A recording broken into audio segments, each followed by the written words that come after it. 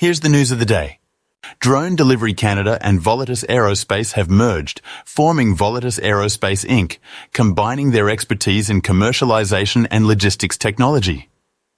The 5th annual Airtaxi World Congress will take place in Dubai from October 7th to 10th, featuring a showcase of eVTOLs, drones, and next-gen aircraft, with industry leaders discussing the future of advanced air mobility. San Francisco Police Department has reintroduced drones to enhance law enforcement, focusing on criminal investigations and critical incidents, with strict regulations ensuring safe and lawful use. Joby Aviation is planning air taxi routes across northern England, offering faster alternatives to traditional travel. However, infrastructure and public acceptance remain key challenges.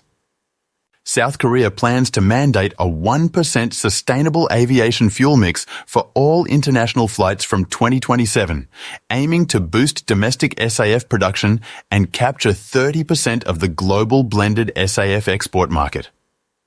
South American AT-802 planes from Argentina and Chile have arrived in North Macedonia to help fight ongoing wildfires as part of an international firefighting effort.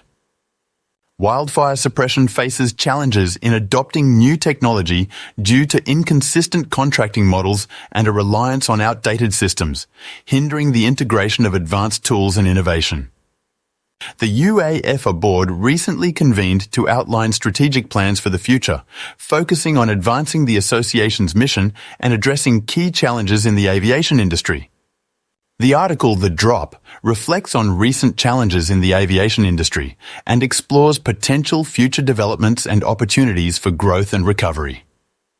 The Fieldmaster Aerial Firefighter series highlights the aircraft's advanced water drop capabilities and innovative technology designed to improve wildfire combat efficiency. To learn more, follow us now on YouTube, X, LinkedIn, Instagram, or visit us at avfoil.com/news.